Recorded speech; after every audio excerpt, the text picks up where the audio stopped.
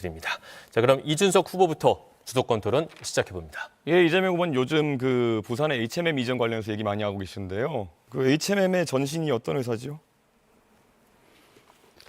부산에 HMM을 우리가 유치하겠다고 하는 것은 부산이 북극 항로가 개발될 경우에 해운 항만의 중심 도시가 되기 때문입니다.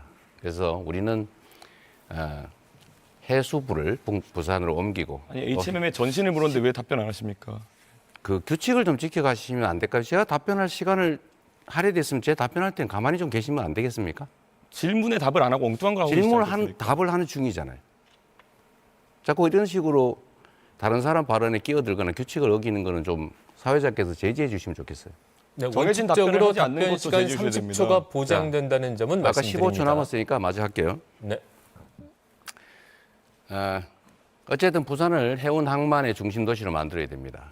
그리고 그 중에 해운 물류 회사를 부산으로 집중시키는 게 매우 도움이 된다. 그래서 HMM을 부산으로 보내겠다. 그리고 HMM은 현대상선이죠, 아마도. 현대상선일 텐데 현대상선의 시간 지났습니다. 이제 HMM이 현대상선이 전신인데요. 과거에 2000년대 초에 대북 사업하다가 2억 달러 정도 이렇게 자금이 사용돼가지고 기업이 휘청거린 적이 있습니다. 이게 요즘 같으면 대북 송금으로 크게 문제되는 일입니다. 그렇기 때문에 이런 것들을 중요하게 다뤄야 되는데요. 방금 전에 김문수 의원님 말씀한 것처럼 쌍방울의 대북 송금 때문에 지금 이재명 후보 굉장히 곤란을 겪고 있는데요. 쌍방울 대북 송금은 법적 판단과 무관하게 미국의 제재 대상이 될 수 있는 문제라는 걸 알고 계실 거라 생각합니다.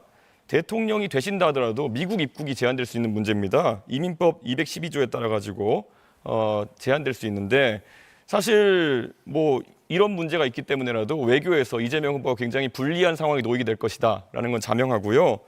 과거에도 국내 정당성이 부족한 지도자 같은 경우에는 대미 협상에서 고생을 하곤 했습니다. 특히 쿠데타로 집권했던 전두환 대통령 같은 경우에는 레이건 대통령 만나는 것도 힘들었고 만나서도 짧게 만나고 헤어지기도 했고 정당성을 인정받기 위해서 많은 양보를 했습니다.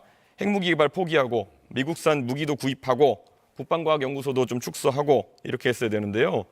트럼프가 만약에 트럼프 대통령이 이재명 후보가 당선되면 이런 약점을 가만히 두겠습니까? 저는 흔들 거라고 생각하는데요.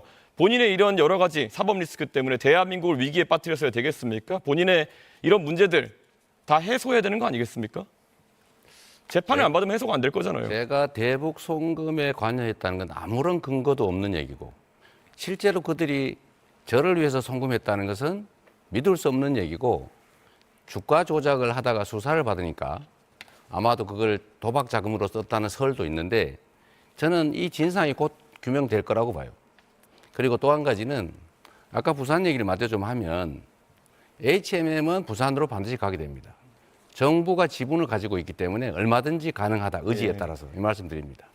지금 그러면 쌍방울이라는 기업이 결국엔 과거에 속옷 만들었었고 이번에 대북 사업을 하기 위해서 결국에는 뭐 스마트팜이나 이런 것들을 언급하는 그런 상황인데 그게 그러면 얼마나 진실된 이야기라고 사람들이 생각하겠습니까? 쌍방울이 속옷 만들던 회사가 스마트팜을 하기 위해 가지고 북한에 송금을 하다 걸려서 도박 자금을 날려가지고 이재명으로 물고 늘어졌다. 이 해명을 트럼프가 받아들이겠습니까? 저는 그렇게 자꾸 하늘을 가리려고 하는 행동을 하지 않으셨으면 좋겠다. 그런 생각을 하고 있습니다. 그리고 사드 문제에 대해 가지고 이재명 후보가 사드는 미국 방어용이다라는 말씀하신 적이 있습니다. 근데 사드라는 무기 체계를 전혀 이해 못하고 계신 것 같은데 사드는 종말 단계에서 미사일을 요격하는 그런 체제입니다. 그렇기 때문에 떨어지는 것을 요격하는 것이거든요. 사드 미사일과 레이더가 우리나라에 배치되어 있다는 것은 우리나라에 떨어지는 것을 막겠다는 그런 의지입니다. 그런데 지금 이재명 후보는 흔히 그러니까 중국에서 얘기하는 것이나 아니면 음모론자들이 얘기하는 것을 또 받아들이셔가지고 결국 사드가 미국 방어용이라는 주장을 하고 계세요. 이런 식으로 잘못된 정보를 바탕으로 해가지고 이런 음해를 하시면은 과연 미국에서 봤을 때는 이 사람은 뭘 해도 이렇게 왜곡해서 인식하는 사람이구나. 이거 만약에 외교 현장에 가셔서 대통령으로서 발언하셨다면은 큰 망신살 발언인데 아직까지도 사드는 미국 방어용이라는 입장을 유지하십니까? 한국의 방어는 한국의 독자적인 미사일 방어 체제로 방어하는 게 맞죠.